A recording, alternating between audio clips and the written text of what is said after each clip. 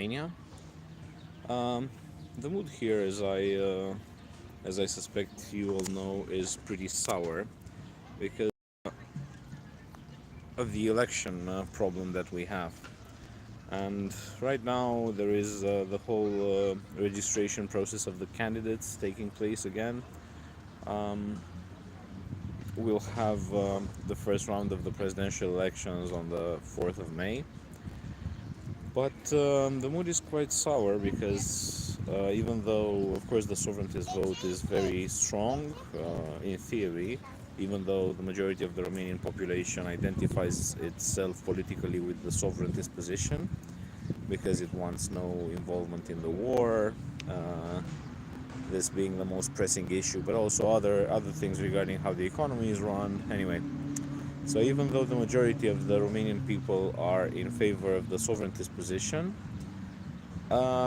in this context where once you have a sovereigntist candidate winning the election and then the election gets cancelled and the sovereigntist candidate is arrested and barred from running again, the mood is quite sour because people don't trust the fact that their vote still matters. So my prognosis for the May 4th elections is that even though there might be a sovereigntist candidate allowed to run, most sovereigntists will actually stay home because they believe that even though they might be able to land the biggest number of votes, the sovereigntist camp would still be sabotaged in other ways. And in case the sovereigntist actually is allowed to win, it means he's a fake sovereigntist. So yeah, they're kind of good points, I think. Um, of course, I will go and vote, and I suspect that this is our last chance actually to prevent a catastrophe. So I suspect that the globalist president that will be elected on May 4th will lead us into war, being a French puppet, a puppet of the French state. And since France wants to go to war in Ukraine, probably it will do that by proxy. France lost in the last years its African vassals, so it lost Burkina Faso, Niger, several others, countries from the Sahel, but it has consolidated its stronghold on a European vassal, which is Romania. So even though there was obvious French interference in the previous election, the one that was cancelled, Macron himself gave a communique in support of Elena Lasconi, who was the adversary of Călin Georgescu, the sovereigntist candidate.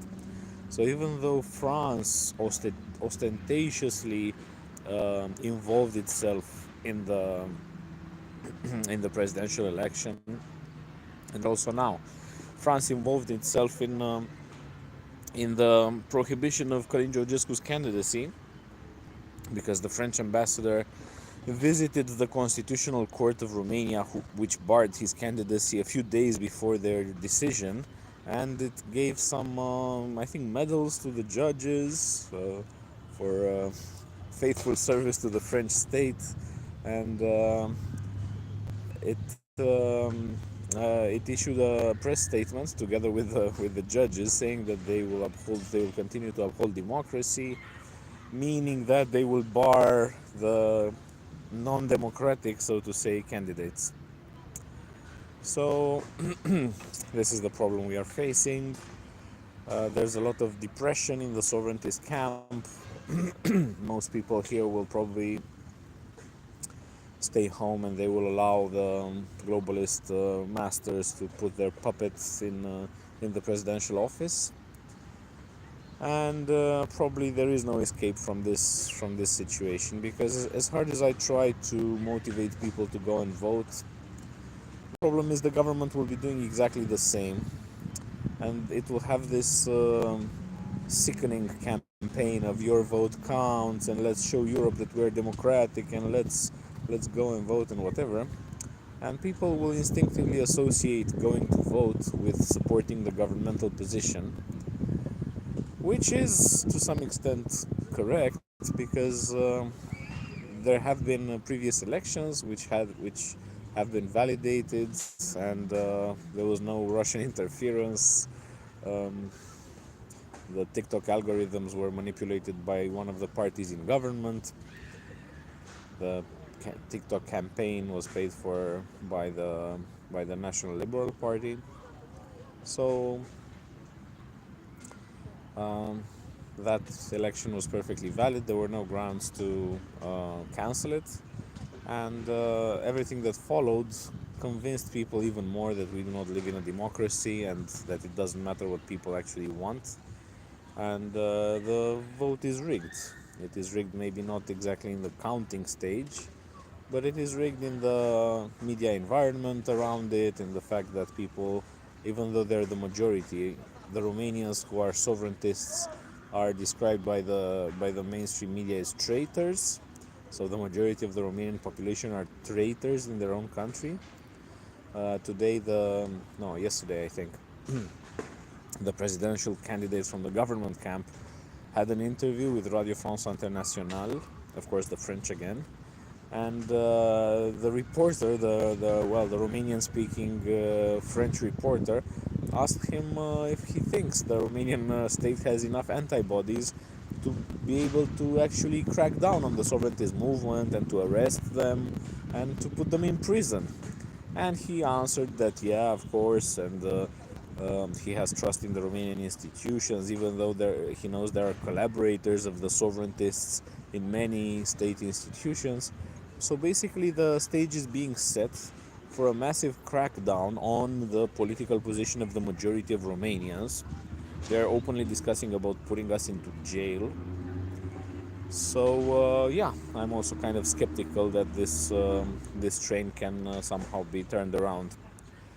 Uh, Even if by chance the sovereigntists mobilize during the election and they actually manage to elect their candidate, I have strong doubts that he will be allowed to take office. Probably the same scenario will happen as last time. They will say, there is some Russian meddling, some foreign interference. They will cancel the elections again.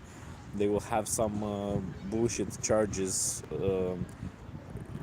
set against Simeon, and they will arrest him again, and just like they did with Georgescu, and they will ban also the last sovereigntist candidate. Well, we still do not know for sure if he will be allowed to run because the Constitutional Court has still not approved his candidacy. But I am somehow hopeful that he will be allowed to run, even though Călin Georgescu was banned, and also the candidate of the other sovereigntist party, Șoșoacă, was also banned by the Constitutional Court. Even though in the Romanian constitution it is laid out explicitly what are the terms under which somebody can be banned. If he has